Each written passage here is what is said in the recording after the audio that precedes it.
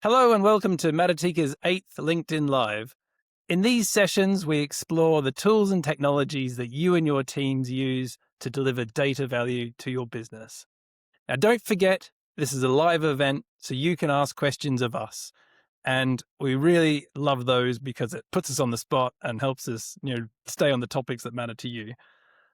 Today, we are discussing the economics of the modern data stack. Now, I'm really focused on the economics because this is not a tools discussion. This is a conversation about how those mergers and the vendor motivations, how they affect your architecture. And they're real, they're tangible influences there that fall into your data stack and your technology stack. We're going to do this in 4 sections. So first is the modern data stack, and we're going to explore what it is now and what it was, by extension where it's going. And it feels a bit broken. So let's come back to that when we get to the first section. The second is the managed open source playbook.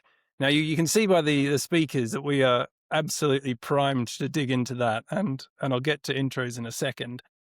And of course, it wouldn't be complete for an event without talking about data ingestion and what that means for you and Matatika and our acquisition of Meltano. So get to that in the third section. And the fourth, we get to the kind of consolidation and the platform gravity and what's going on and how that influences things. So first, let's do some intros, because I know you know these guys, or maybe don't all know these guys, but let me just read out a couple of things before handing over the mic to the guys themselves. So Max, you're a data engineer and you're at Airbnb and Facebook. And no doubt they were challenging organizations and had their, extremes within. But you founded Airflow, you founded Superset after that. Absolutely amazing to have you on. Anything I missed there that's kind of massive highlights you'd like to mention? No, I mean, I guess I'm more recognized as the original creator of Apache Airflow, Apache Superset, and now a founder at a company called Preset. So very in the middle of the economics of the modern data stack, and commercializing open source the right way. So definitely super invested the past 6-7 years of my life been at Preset, really getting open source to win in business intelligence or data consumption, data visualization, and really pushing to get open source to win and doing commercial open source the right way. Well, totally selfishly, I want to ask you tons of questions and I really want to dig into that. Well, I will ask some, of course, but let's try and stick on the modern data stack part.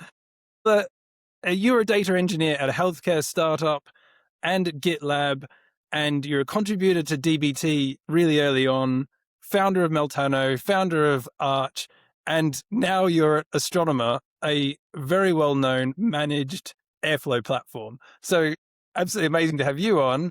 Anything I've missed in the kind of career highlights? I think those are the main ones. Just super excited to be here and talking with both of you. Yeah, that is cool. And, it's really classic to have, founder of Airflow and, in a company that it's already scaled and open source is achieved an awful lot as a product. So let's get onto the main topic then, the modern data stack. I'm not going to read out the entire definition. IBM's done a pretty good job of defining it for what it's worth. But we'll read out one bit. It was a collection of cloud-based modular tools for collecting, storing, and transforming, analyzing data. And Max, I think we were in the sort of pre-show chatting. I think you really said it well. Do you want to say it for everyone, what you think the sort of main purpose of the modern data stack and what it was meant to achieve was?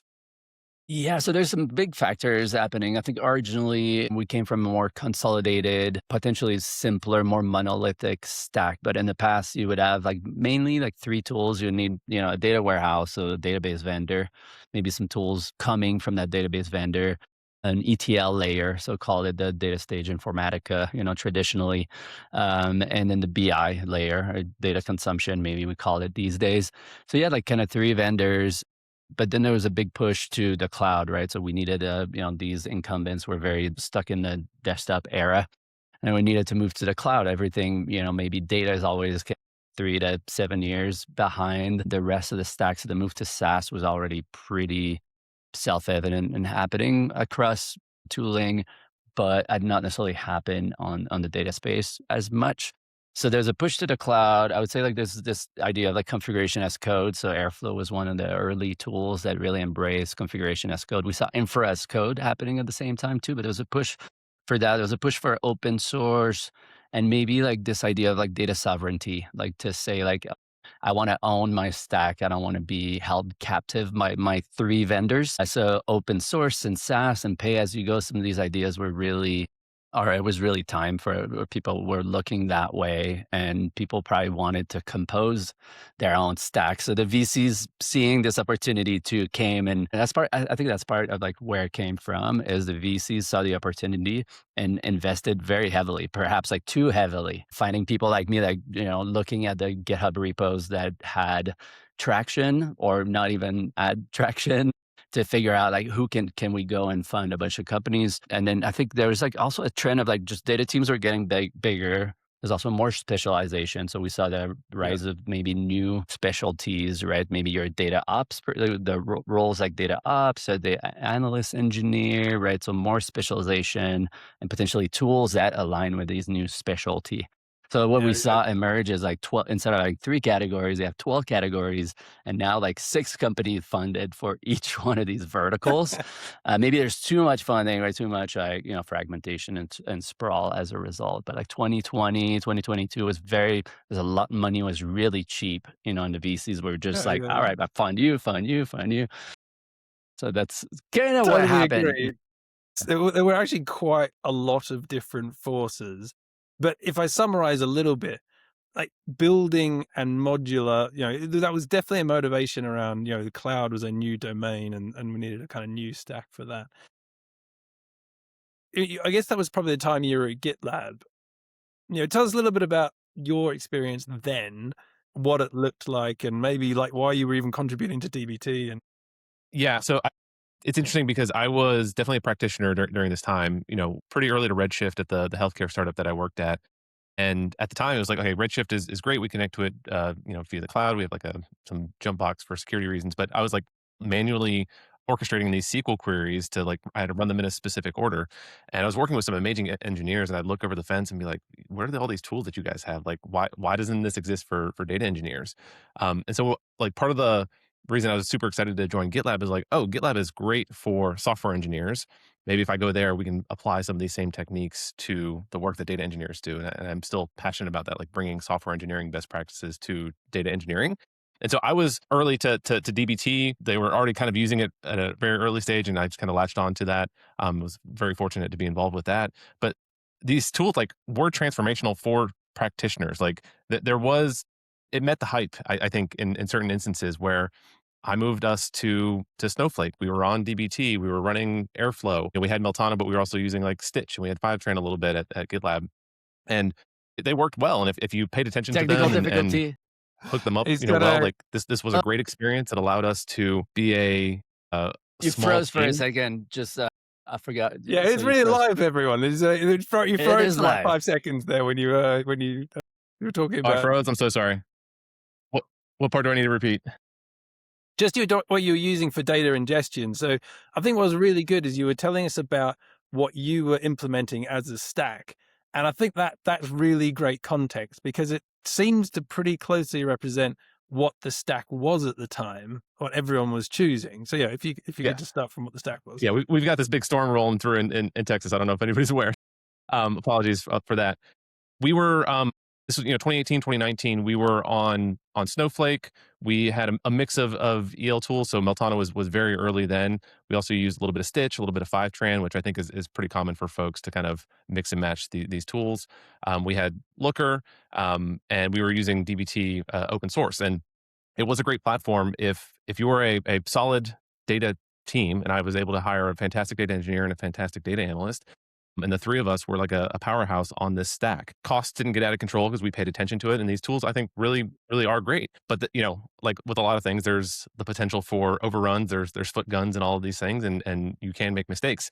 And so I, as a practitioner, this was great, and I was able to apply the tools of GitLab on top of all these things, and we had great CI/CD, blue-green deployments, all this wonderful stuff. And it was a really good experience where we could have outside contributors. And I think we were meeting kind of the grand vision of what a modern data stack could be, and trying to drive self-serve analytics. And so it was a great experience. And so, yeah, happy to talk about how the Meltano spin out and everything came to be. But like, I think it wasn't like all lies or anything for the modern data stack. Like it was providing real value, and you could manage those costs actually pretty well, I would argue. Yeah, Yeah. at its core, when you think about it, I think so. The trend did data ingestion very, very well at the time, right? You could just trust it, connect your source SaaS tool, pick it from a long tail of tools, pick your data warehouse. But if you had just like, or if you had Snowflake, DBT, Fivetran, that's a pretty good place to start. Mhm. Plug your data visualization on top of on top of it. But that's very functional, especially for startups. Now, what we saw after that, the sprawl is like all of a sudden there's data quality tools, data observability tools, data catalog tools. Some of these things are really necessary at large scale companies like Airbnb, or Facebook. You really need, these layers. But I think there was a bunch of investments made, assuming that everyone's going to need these things.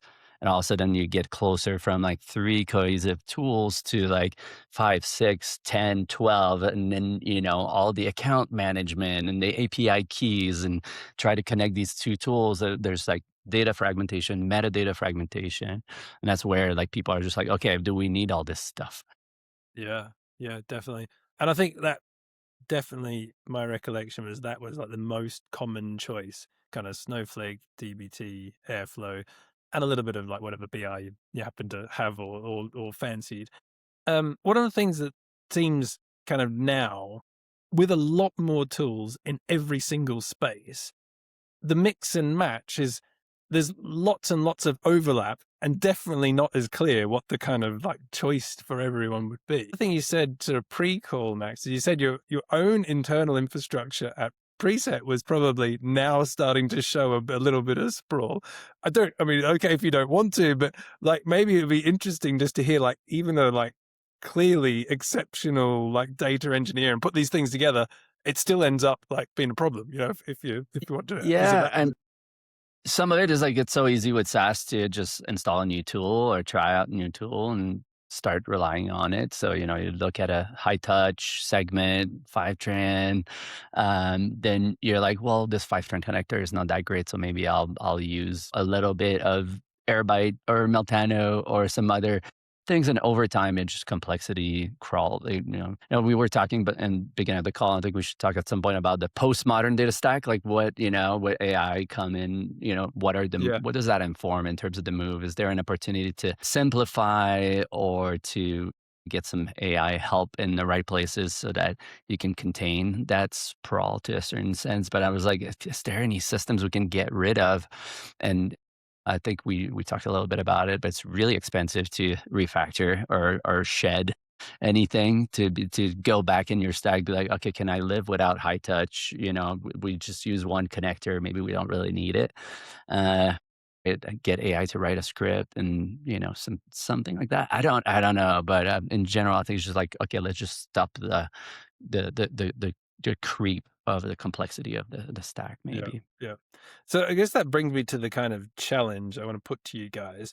The modern data stack, if we think it's broken or not, and one of the things that phrases that kind of stuck with me and the things that I was reading sort of, pre this kind of economic view of it, is that we're in this kind of trough of disillusionment where it's mostly about ops and economics, not capability. And I guess that I felt like, to me, that was so true, that everyone's like, oh, it's expensive or it's quite hard to run.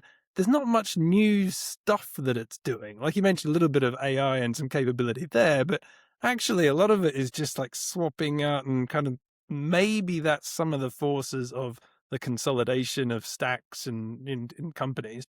Yeah. Question to you both, and Taylor, I'll come to you first. Is it broken as a promise?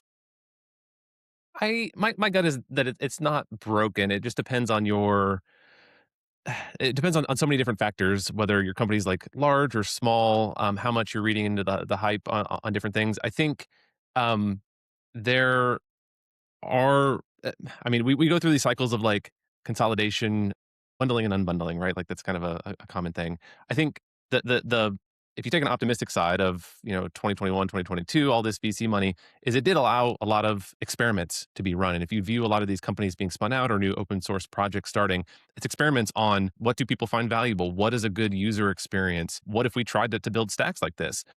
I think some of the problem comes in when these people we get a lot of money that goes into marketing and a lot of articles get written to convince people that, hey, you need this stack, when really Fortune 500 companies are the only ones that maybe even need to consider data mesh. Your 50-person startup doesn't need data mesh, right? And all the tools that go with it. And so you have to take, now we're in this kind of consolidation phase where money is probably a little bit tighter and you have to be more thoughtful about this. And there's all this pressure coming from AI.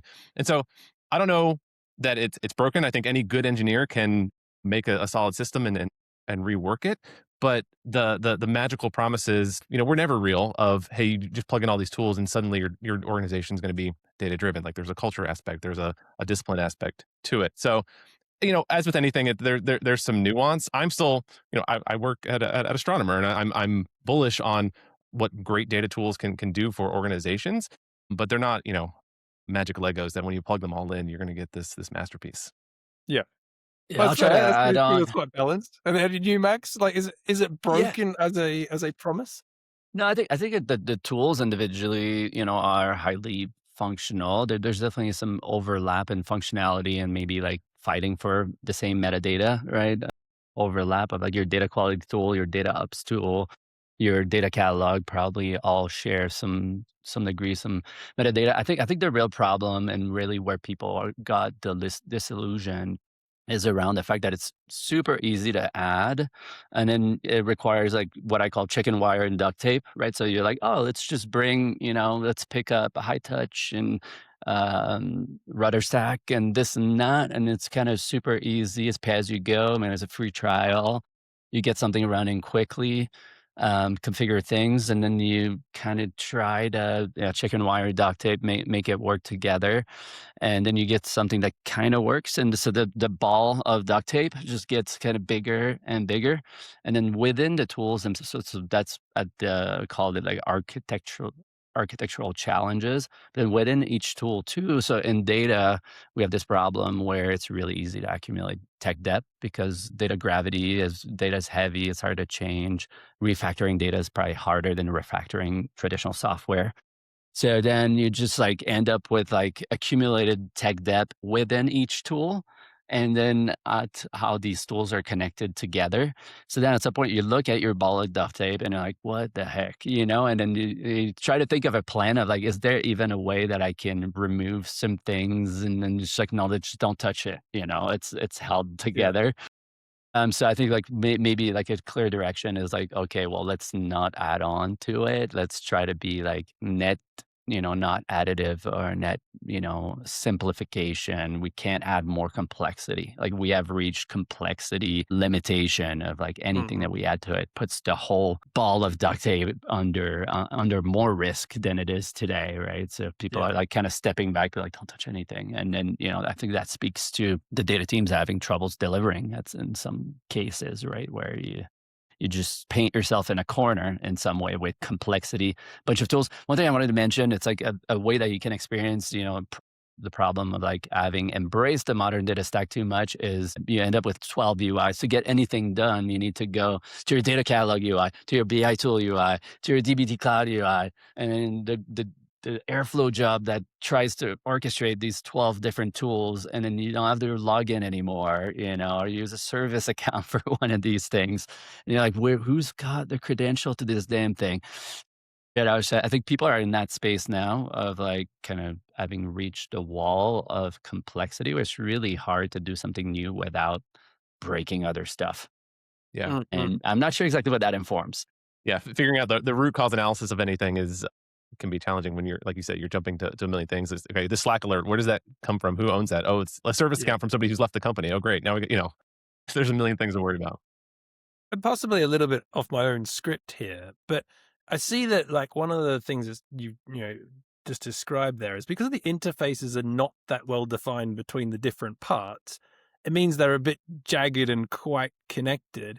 And it sort of occurred to me as you were describing it that a team that can do the end to end probably does fall into more traps of being more connected than if there's a real clear segregation between teams doing different jobs, because those interfaces sort of almost Chinese wall put up, like, you don't come across my barrier of technology. And so it feels like there's a little bit of a positive and negative with being able to do the whole stack yourself. I want to go on to the kind of Airflow managed open source kind of world. Max, what was the kind of key motivator for its creation? Like at the very beginning, what was the objective? Yeah, I've told the stories. I think there are some podcasts out there where I talked about like where exactly Airflow came to be. So I'll try to do the quick TLDR. But I left Meta or Facebook at the time in 2004, joined Airbnb, and that was with the premise of building Airflow. So I knew some of the people at Airbnb. I had a bunch of communication with a kind of pre-interview or around like interview time. They're like, why don't you join? And then, talked about the stack. And I was like, do you have anything like Data Swarm at Facebook? So Data Swarm at Facebook was an internal tool that was configuration as code for data pipelines. So some of the ethos, some of the ideas that ultimately became Airflow came from Facebook. So I was like, do you have anything like that? Because if I'm going to be a data engineer, I don't want to operate with more like old school tools, right? And they were like, we don't have anything like that. We need something like that. So I was like, how about I join and come and build what, will become Airflow if I'm allowed to open source it and build it my own way, take the best ideas from, I've been worked with all sorts of ETL tools. I'd worked with IBM Data Stage, Ab Initio, Informatica, Microsoft SSIS. I'd worked with all the tools, and I was like, I want to take all the best ideas and come and build this new tool. Like, sure, you can join, but you're gonna have to own like 2 big verticals. So I was involved in like some of the core schemas and customer success, or the customer data warehouse portion. It's like if you're gonna own these data engineering verticals, you can go and build the tool on the side. And there was a real need for it at the time. They had something called they were on Mesos at the time, which were ripped out. There was something called Kronos that was like a Mesos scheduler, but it was really showing it didn't really manage DAGs in any way. It was just like a visual cron on Mesos. So they're like, okay, we've reached a limit what we can do here. We really need like DAGs. There was some ex Facebook there. They're like, yeah, we really need something kind of like Data Swarm, but more fitted in various ways. So And were you that's kind of how. surprised by the adoption outside of Airbnb? Well, not necessarily. I mean, I think I got surprised over time, but like in that first year called 2014, 15, like I kind of made it my life's mission to create a big open source projects. I think I used to keep a list of all the companies I visited to preach Airflow at the time. It was more like 50 companies in Soma, in San Francisco, and like across the valley. Like I visited, companies from, Meta, LinkedIn, like the big ones, but also like spent a bunch of time with folks at Uber and companies of all shapes and sizes. So I did a lot of preaching, but I'm still amazed of like the scale of Airflow. It's like run at like tens of thousands of companies, it's just everywhere. It's insane. So still very amazed by how the community took off too. You look at contributors, it's like it's like thousands of contributors at this point too. So Yeah, it's definitely. pretty fun to And watch. I'm going to come back to that in a second. Like, I see something there about why it worked. Taylor, when you were at GitLab and working on Meltano, the initial motivation, if you could revisit that, like what was it, your objective at the time? Yeah. So it was kind of that, how do we bring DevOps to data? And so it was this data ops platform was like, okay, well, let's just make GitLab for data. And so fun fact, Meltano used to stand for, it was an acrostic. So model, extract, load, transform, analyze, notebook, and orchestrate. It's like, hey, we're gonna do all these things. And the idea was like, oh, there's all these great open source tools will be kind of the unifying layer across all of them. And so you can plug in kind of best of breed onto your data stack, and you can get exactly what you want, driven by the vision that data engineers would work more like software engineers over time. And so that was kind of the initial driving vision. It went through several iterations as we try to figure out some sort of hook for people that really want to do it. We kind of focused on founders and who wanted to get up and running with the data stack very quick. And then there was the shift eventually back to just more focused on kind of the ELT workloads, and everything else was kind of bundled as a separate utility. But it was That was the original consolidation. vision. quick comment is like it was consolidation before consolidation really kicked in the market. So early on, you're like, there's too much sprawl already. We need a tool that helps manage all these tools and link them Exactly. Yeah. together. And I was an Yeah. Just a early massive angel in problem, the right? company Like it's too. I just was a like, yeah, we really, need really that. big problem. We Yeah. need that. And Like yeah, it was already a problem back then. yeah. And to your point, you go to the one repo and you can update a configuration and it's going to kind of manage that. I think there's a lot of challenges with our kind of initial approach. And frankly, it wasn't, we recognize it potentially as a problem and maybe it was a problem, a few years down the road. And so with a lot of startups, there's a risk of being too early to some of these things. And I think we saw people who really enjoyed and loved the form factor of Meltano, CLI, YAML interface. There's a lot of folks who in the data space aren't necessarily comfortable with the CLI, though I think maybe that's changing now with all of the AI and Claude Code and all that fun stuff. But yeah, that was the kind of the original vision, is just bringing software engineering best practices to data teams. Yeah. In, So in terms of both, the like from challenges my there, perspective, both heavily driven by a engineer's motive of building a good tool. And like Max, what you described is probably exactly what Taylor was doing at the time, like trying to tell anyone who would listen that this is a tool that can solve a problem for them and get the kind of excitement going. On the Airflow side and the monetization, I don't actually know who was the first to offer a managed service and see that opportunity and actually then try and commercialize it. yeah, it goes into here. It goes into the history of Astro, but I think Astro originally was more vertically aligned. It was more of a data company focus. I forgot on which vertical, but then they had to get really good at Airflow for their own sake because they were effectively running Airflow for each one of their customers or engagements at the time. So at some point, they're like, "Hey, we're really good at Airflow. There's a need for like a managed Airflow. Maybe we can offer that." And I spoke to Rai at the time. That was the CEO at the time, and they're like, "Hey, how would you feel if we were to start an Airflow company? And do you want to join?" I was like, "I don't want to join. Like, I'm done with data engineering." I was like, if I have to deal with data pipelines like, ever again, or the infra layer on kind of be like data ops. It's like I want to be as far withdrawn as I can from that. So I was like, I'm not interested, but I totally support you, and the market really needs that. So Astro was first. I think Cloud Composer early on. I visited Google at the time, so it's one of the company on the list of all the companies I visited. They saw like Airflow is getting really big, or customers are asking for a managed service. So I think Composer was next, and then AWS after. And I think there are more now. So that there's so many Yeah. managed offering. And something that's interesting, we've seen like kind of not at the time, like maybe next gen data orchestration rise, right? So call it like probably with Dexter and Prefect as leading the Yeah. Yeah, that's right. There's a whole like charge. category now forming of that's the tool. And there was a question at the time, like, is Airflow going to be the next Airflow, or is Dexter Prefect going to be the next Airflow? But Airflow, I think, with the ASF, with the community, was able to get Airflow 2.0, 3.0, that effectively re-implemented some of the next gen construct on top of Yeah. core Airflow. And, at the time too, I think Airflow was just like good project community fit because it provided a set of, I use these terms a lot, like constraint and guarantees Yeah. that were aligned with what people needed, right? Where Mm. I think clearly like Dagster and Prefect came with like a higher set of guarantees, but that also required a higher set of constraints.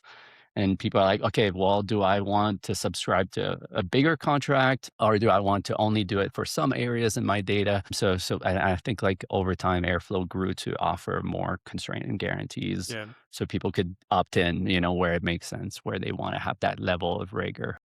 Yeah. So I don't know how familiar you guys are with the BBC here in the UK, but there's this kind of position where they should be neutral. So I'm going to be neutral for a second. I know the founder of Orchestra, another tool like Dagster that does a really good job of this layer, and other tools are available. There's definitely like a lot of tools in that space solving that job. There's one challenging question I want to ask you, Max, and it's probably one that's going to make Taylor a bit nervous as well. What's the total market value of Airflow, managed Airflow now? And do you regret not joining Astro? No, well, absolutely no regret. Like I'm not a regret type of person, like to look forward. But the TAM or just like manage airflow, I don't have direct figures, but between Astronomer, AWS Manage Airflow and Cloud Composer, I think it's safe to assume that it's in the hundreds of millions of dollars, probably, up to billion, maybe more than a billion of like run rate.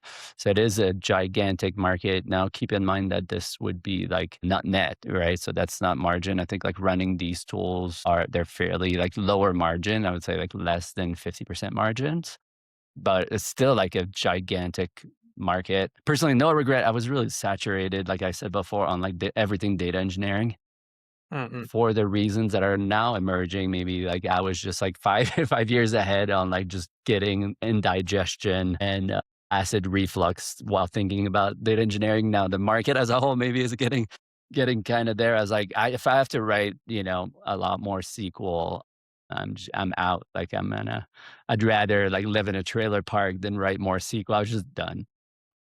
I wonder how much of that resonates with you, Taylor. So just for everyone who's listening that maybe doesn't know some of the full context, Taylor started Meltano. Meltano pivoted to Arch and tried to offer a business offering that could be commercialized. And Matatika has acquired technology Meltano. So what I'm kind of making the link here is that in Max's position all those years ago when the technology was acquired and then commercialized by someone else, that's kind of the position Taylor's in. Like, I feel like there's a story, and the kind of that your energy that went into it was immense.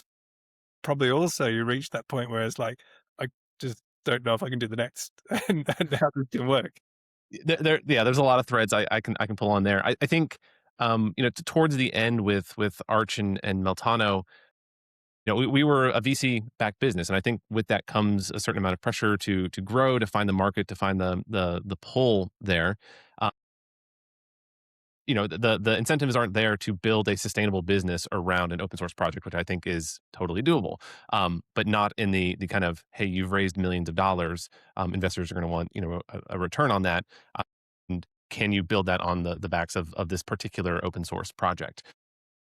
As I thought about like the next steps for my career, that there was a point I was like, okay, I've made the decision. I'm going to shut the company down. We're going to sell the assets and find a good home for Meltano. It's like I don't know if I could work at another data tools company. Like I know how hard it is to sell to data engineers. I was in the doldrums of like, is there demand for this? Is there a market for this? But as I had more conversations with folks across the data ecosystem, I got more excited about this. And at my core, I'm a data engineer. Like, I'm literally running a open source Airflow and a server in my closet for fun. So like, it's something that I Talk do. about And I think for me, as I think about the future, like, okay, yeah, there's an existing TAM for open source and managed Airflow. This next stage with all these AI tools, like, is genuinely exciting. And I wrote about this on one of my Substack somewhere. Like, I think if you are picking a data tools company and for this next stage, I think you either want to be at a storage company or at an orchestration company. And so I made my bet with Astronomer, and I think that will pay off well. And I think we'll be able to compete and grow the potential TAM for what great orchestration can do for data professionals, but also for this new AI world that we're in. Yeah. And I think I'd love the playbook on what makes open source, monetization work. But I think like fundamentally you do a good job of running it and people are going to flock to that service. And I see Astronomer in that camp. If you do a good job, you're going to grow. And Or I'd or like to think we're at the beginning of data ingestion and Meltano's journey and where we're headed with that. So if you do have an opinion on the playbook, tell yeah, me. yeah, no, definitely. So I think something that's interesting is, with commercial open source, you're going to generate a lot of value with open source, right? Like if you think about just the economic value of Airflow, or pick your open source project. I'm not trying to brag necessarily about Airflow, but it is something that in theory would cost a fair amount of money. That's run at tens of thousands of company, is generating probably billion in value.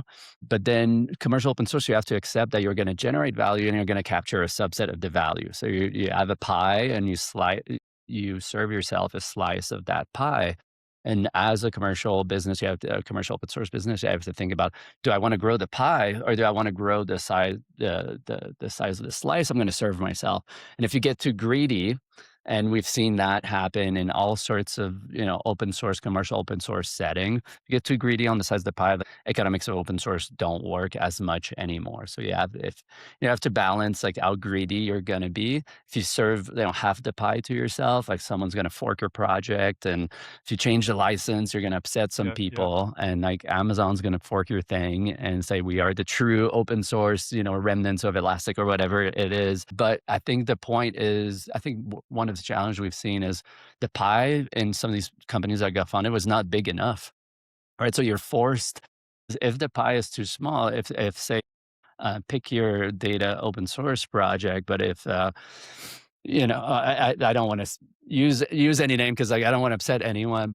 But let's say if you're in a scenario where you have a smaller data open source project that's generating maybe $10 million of value, and you're trying to serve yourself more than that, it's just not gonna work, right? So you need the massive successful, like generating a lot of value prior to coming in and cut yourself a slice. And if you look at the successful open source companies like Confluent, like Kafka was there, like Kafka was everywhere. It's generating like billions in value. So there's a space for a big company on top of it. But to go and pick your data catalog that's generating just a little bit of value at only big companies, it's much harder for the economics to just work. So you need massive adoption. No, Brendan, real this quickly, wasn't like, my intention to kind of pitch and position Meltano, but I will take the conversation in a direction. I think that ingestion is a commodity product. Like once the data's delivered, there's no difference between who did it. Like it looks exactly the same. It's in the copy and paste. It's over on the other side. There's some difference in the latency or the non-functionals of how it's delivered. But so my view of like why open source matters for data ingestion is that if everyone wants that job done and done well and in different settings, and it's a commodity, the prices should be going down. Like you should be getting more and more economical as everyone adopts something common. And in this space, and I'm okay with mentioning names, Fivetran is getting stick about going the other way, raising prices and maybe trying to take a bigger slice of the pie kind of approach. Great product, but that approach, like it doesn't feel like a commodity view of the market. And, I wonder whether you guys agree. Taylor, you probably have your own view on that market, but am I right to think it's a commodity? Is that kind of flawed view of the world? I think my sense is that for a segment of the market, it likely is. So, I have no idea what's going on inside Fivetran, but I can imagine that they say, okay, look, we have customers where if the data isn't delivered, it is a critical issue to the business. And there are use cases where the data is not delivered right on time. It's a problem. And so that's a mix of, is it the EL tools and orchestration, whatever. And so they say, we can raise prices on this because you depend on it so much. The value is there that if we don't do our job, that's going to cost you money. And so there's an ROI calculation there. And so, I think maybe the kindest view on this is that Fivetran is trying to price it to capture the value of the people who really rely on it. And for customers who, it's okay if it's, there's an error and it's an hour late. It's not critical to the business. I think in that area, then it probably is commoditized. And actually, this is to kind of Max's point around like consistency and like requirements of what you actually need for a business. Yeah, I don't know. I don't view like saying something's a commodity as a negative, but I think for a certain segment of the market, it probably is. Yeah. Yeah. I can talk about Fivetran a little bit. I think it's kind of interesting, but they do have a moat, in many ways. So one big part of their moat, I think, is good deep support for the long tail of SaaS tools that they Which support. is hard. And then there's like anything in data is extremely sticky. I think I have an example from like recently. Our segment bills got kind of expensive. They charge an MTU. So I look at, RudderStack, that's a commercial open source company. Love their pricing page. Seem really interesting to make the move. Would probably save a bunch of money. I mean, call it like, I don't know, 5 to 20 grand a year, which is not like a gigantic thing. So like really tempted, kind of on the edge of doing it. But then you start just looking at what you need to do to configure things. And then you get that feeling of like, oh, what's going to break? And I'm going to have to change. Like, it's like super upstream in the data stack. Everything's super sticky. Everything's super brittle. I'm looking at my ball of duct tape and I'm like, can I do any sort of surgery on it? And I'm like, you know what? I'm just gonna pay the 5 grand. And I think it's true for Fivetran. If you've got it running, it's, orchestrated by your Airflow, so you already have the connection between the two. It's already, connected to your data warehouse. OAuth is working. You've set up Okta and all this stuff, and it's working. When comes time to be like, "Oh, I need a new connector to my new applicant tracking Yeah. system," or my it's just like it's Where are you good to such go? a no-brainer. Be like, click, click, click. Okay, 3 more grand a year, and they up their price. Well, yeah, okay, what are we gonna do about Yeah. it? And I'm obviously experiencing this day in, day out and thinking about what the challenges in the space are. I think the straight swap from one tool to another, it's a whole lot of energy that probably no one has the energy for, right? They've got other things to do. So I see that as a sort of fundamental, as you've got to make that a solved problem for them. There's not a chargeable activity. And then the other thing that kind of I look at a lot as an opportunity is a lot of companies still have 4 different tools. So 4 different tools brings their own overhead. So a consolidation of tools and making a one good place to go to is still a good opportunity. But yeah, I think the actual raw running of it for a certain segment of people, treating it like a commodity, like making it just available and better, feels like a good approach to a open I mean, source. yeah, or making it easy for people making the first decision, right? They don't have their ball of duct tape just yet, and they're making the first time decision. They're like, okay, we need a EL tool. What is the best tool? Maybe they go to you, so you can win those guys. The rip and replace is extremely intricate. You probably need some, if you're going to do that credibly in BI and EL and any layer of that stack, you're probably going to need some SIs because the data team members don't want to freaking do it. Like, who wants to do a migrate Yeah, Fivetran to Meltano project? Yeah, I'm going to own this project, and this is going to be my life for the next 6 months. It just seems like the worst, or at least to me, it seems like the less interesting thing I could be doing over the next month. definitely. And yeah, And so no definitely one wants to needs run to that. be our job, not theirs. And then the Yeah. SIs, you can use system integrators to do that, like pay people that are just specialists at migrating 100 dashboard from Tableau to preset, or you can get some partners doing that, but it's extremely intricate. It's really not guaranteed that things are going to work the same way or going to work at all after the migration, or it's really intricate. Well, Definitely you right can, with the I team. think, start playing Claude Code to do some of that stuff, but maybe Yeah, that's pie in the sky for Yeah, now. let's come on to that. yeah. I've got a fourth section specifically for that. Just wanted one more thing on the sort of the approach and talking about ingestion. If we wind our minds back to that first stacks, Snowflake, DBT, Fivetran, and some other BI tool. Of that, Snowflake did really well. Fivetran did really well, and then has recently acquired and merged with DBT.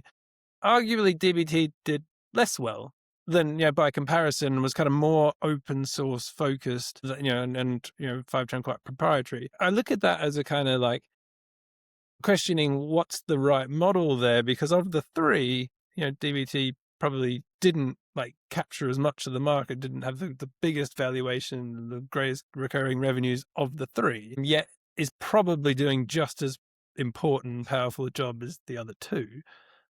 Maybe Taylor, your view on whether that kind of as a proprietary or open source approach is their downfall. Yeah, I mean, so I always thought, so this was one of the fun parts of when I was working at GitLab. I was able to be very public about our use of DBT. Our handbook was well loved and well searched. And I would have there's these research firms that call you, and it's usually like investors that want to talk to experts in the field. And so I would get called to be the DBT expert, and they would ask for my opinion on things. It was kind of fun. And so I was always happy to talk about DBT because I loved it as a tool. And this is specifically DBT Core. And the reality, and what I would tell these people is look, it is a fantastic tool. We use it for all of our data transformations. It is integral to our data platform work, but I don't pay DBT Labs a cent. We use DBT Core. There is a ton of value in the open source project, just everything with snapshots and tests, and if you're a good engineer, you can hook this up to everything. And I told them, I was like, here's maybe some of the things that I could see us paying for, and some stuff around RBAC or maybe some lineage or whatever. We never wanted to use their cloud IDE. And so, if I put an investor hat on, they just gave away way too much value. But then you're like, well, but they have this huge open source community, and maybe that balances it out. But I think in the end, obviously, they're not an independent company anymore. And so for some, maybe that's a failure. So I don't know what the right balance is, but when at the time GitLab was the 1,200, 1,500 person company, we had thousands of models and we're not paying this company Anything. any money. Like there's something wrong there, and we should have been paying them something, but we weren't. So yeah, I don't know. And if they would have played, if the playbook would have been to give less, right, to grow the slice of the pie instead of growing the pie, then overall, maybe you would not have been you would have been a detractor maybe of DBT, right? Or not as much of a Exactly. support. So I think there's tension. I mean, like, how do you evaluate success too? And then there's a pure, happy to get into the financials. And I think by any standard, and maybe the way I benchmark myself is like how much value you create, not just how much value you capture, depending on your life goals, right? And your life's mission and how you evaluate success. So maybe that's a place of refuge for me to be like, well, I did not necessarily capture a ton of value financially, but we generated a lot of value. We generated employment for a bunch of people. Some people got wealthy to a certain, like, if you look at DBT, they employed a lot of people.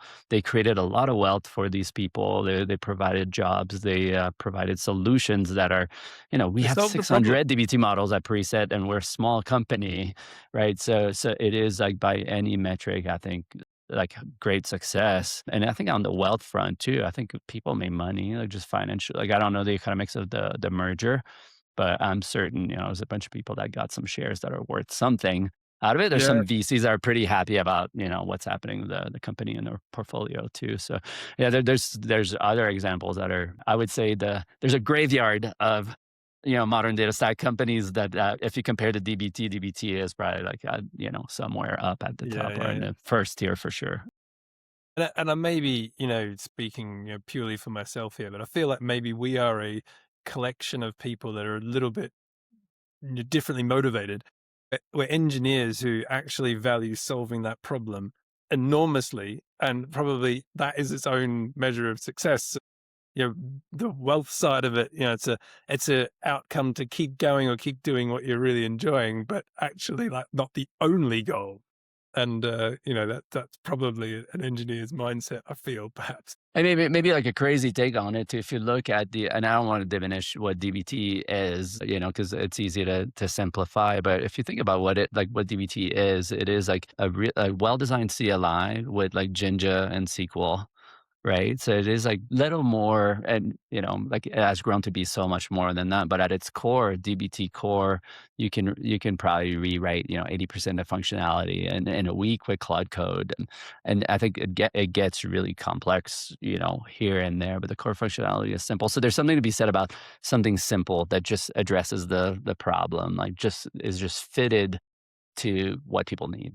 And I think they got that because when I first look at DBT, I was like, Airflow can do all of that and so much more, right? Like we've got Jinja templating in SQL and Yeah. all the connectors within, but there's some things that they did very, very well that was just like, oh, this is just exactly what I need. I don't need all the rest of the crap, and I don't need a scheduler. I don't need Yeah. this and that. And So did fundamentally, that the well. library approach, it was just a thing that fit in really well to do that job. Yeah. Well, and like don't neglect the community aspect to it as well. I think DBT But was yeah. was an outlet for this group of people that existed, were doing this analytics job, and it gave a community, a central point where we could come together and like talk about this work. And for me, it was amazing for my career where I could say, hey, this is how we solve this problem. Here's literally the SQL code, because GitLab, was incredibly transparent of like, oh, you're dealing with some Zendesk or some Zuora data. Like, oh, here's the recursive SQL that we wrote for it. Here's the DBT code, and like I made a lot of friends and was able to share a ton of knowledge with that. And so back to your point about motivation, like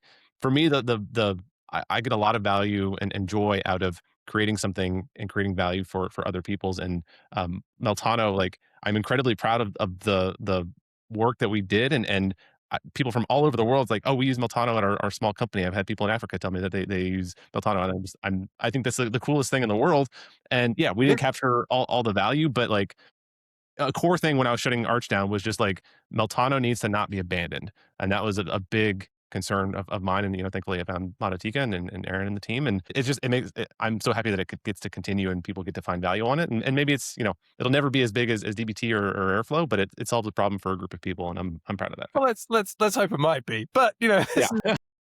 so I think brings us. So there's 10 minutes left, and I really want to get on to consolidation, acquisitions, some of the big things, and I think you may have a list in front of you, Max. We were definitely chatting about it beforehand. I am not putting you on the spot too much. No, I can't. I Yeah, can't. I can't call do out it a because couple I of the big asked. ones at least. I did a lot of research this morning. I.e., I just asked ChatGPT to dig out the list of acquisition, and I might be forgetting a few or many, and if you know of more, mention them. But Snowflake acquired Observe. I think that's like data observability of some kind. ClickHouse LangFuse, so that's call it OLAP, getting it closer Yeah, to LLM or LM infra. Datadog Metaplane, Fivetran Census, which is reverse ETL. Fivetran DBT Labs, IBM Confluent, which is probably the more massive one. Maybe it's often we think of data motion or like real time as like a slightly different, so not yeah, pure yeah. MDS, but I think all of these are highly relevant, and it's The one you showing. haven't mentioned, I'm gonna drop bank on for a second, and then I'm gonna do a little bit to AI. So you didn't mention the Fivetran acquisition of Tobiko, Oh yeah, and that's an like that's a interesting. really fascinating one for great product, great the way they solved that problem, and then they acquired DBT. And I'd love to hear your guys' view on what the motivation might have been for that. Taylor, maybe come to you if you if you want to jump in on that one. The only thing I can think is that I think it was kind of a land grab play in a way. I can't, I don't know the specifics of why, but great similar vibe in SQL Mesh compared to DBT. The community I think was definitely smaller in SQL Mesh, and now Fivetran is associated with the open source way to do transformation, and so from a just pure like, well, grab what we can. I think in that sense it does make sense. I still don't have a clear picture of if you're a user of DBT or if you're a user of SQL Mesh, is there a merging happening? You just continue on your way? Like, I don't know.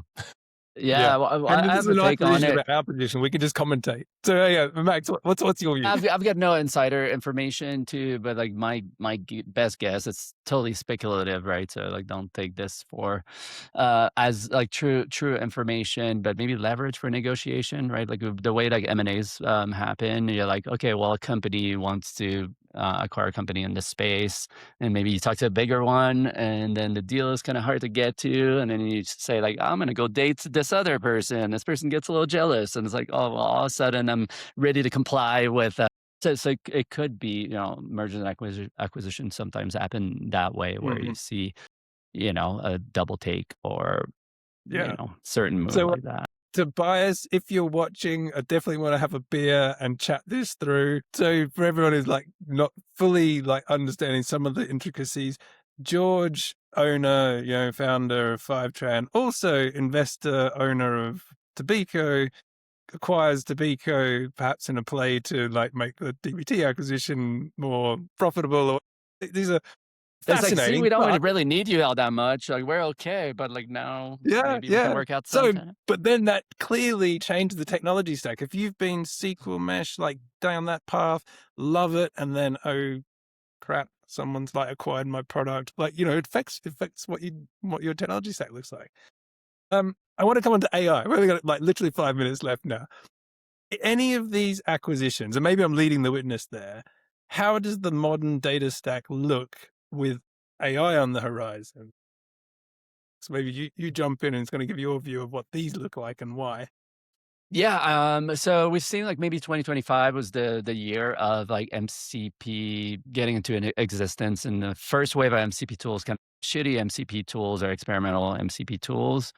The standard is not super well defined. It kind of came out of nowhere, but really proved its value. So maybe 2025 was the year experimentation showed that MCP was going to be like really, really solid.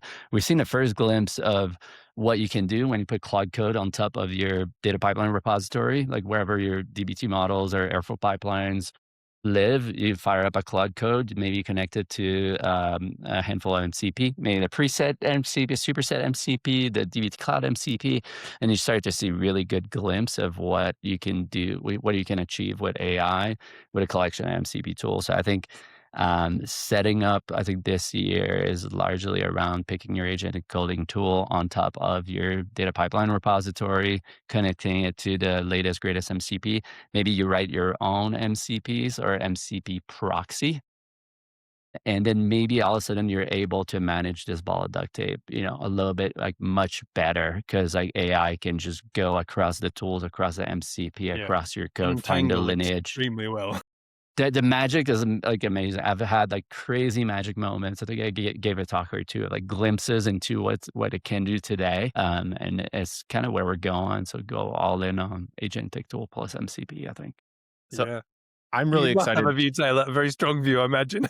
Yeah, so I honestly don't disagree with anything that Max said. I think what the opportunity is like as maybe data professionals coming into engineering or analytics or even data science is like, yeah, AI is going to be able to do a lot of what you do, but I still think there will be a place for the humans. I think what's possible is once you have a really solid data stack and it's AI ready, whatever that means, and we could dive into that. I then think it allows the data team to kind of face outwards in the company and start looking for opportunities of where is there unmet demand around business questions that we can actually start to answer. And maybe this is like the true self-serve analytics. We have an internal tool built on top of the data warehouse that leverages the best in AI, and literally anybody in the company, according to your access on Snowflake, can ask questions of the data. It's a AI data analyst, and this is the one of the things we try to make at Arch and try to commercialize. And my advice is don't commercialize it because I think any competent company can build it internally. And that's just kind of a glimpse of like, if good AI is secure and has access to your data and it makes contextual sense, I don't think you need a semantic layer. There's a ton of things that you can do. And I think there's a ton of opportunity to automate workflows, to make things faster. And I want the data team to be a central part of that. And I think, you also need good orchestration to power that as well. Like, on the semantic layer, and with 2 minutes left, we didn't touch on the semantic layer. But I wrote a blog post recently. You can look at preset.io/blog. The latest blog post is kind of my take on the semantic layer. But I think it can be an interesting part of the puzzle. Yet another part, a layer of the stack or a part of the puzzle to guarantee results in certain areas, certain AI. So if AI runs a query on top of the semantic layer, maybe it doesn't need as much oversight because the semantic layer is a little bit more kind of framed and guaranteed. But there's still a big need for like analysts running SQL outside of the semantic layer. There's still a lot that won't get covered. I definitely feel like it is by far the best interface if you want to create something clean between agents and AI on one side and what you want to give to the organization and your ball of string and whatever on the other side. If it is that, you've got to have a good interface, and that feels like the best. I would say that the good interface here is a SQL database that has really good documentation, and I think that's all that we have, and it works incredibly well. And there's some course correcting, but if you bet on the models getting smarter, I think that's kind of the bitter lesson moment here. Is like these models will get smarter, and if you have humans that can write good SQL with it, the agents will be able to as well. So it kind of enforces a little bit more discipline on building the data warehouse. In some ways, the semantic layer is kind of documentation too. So when you say like great data models with documentation, maybe the semantic layer is a vector for documentation, kind of thing. So there's only one thing I'm absolutely certain of. We could carry on talking all day. There really, really, just left the one thing to do to thank you both for joining and giving your thoughts unfiltered and like just, that is really raw and exactly how we want to do things.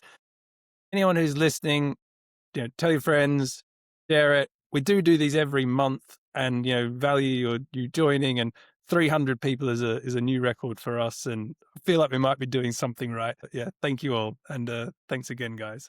Thank you so much. Thank you so much. Cheers.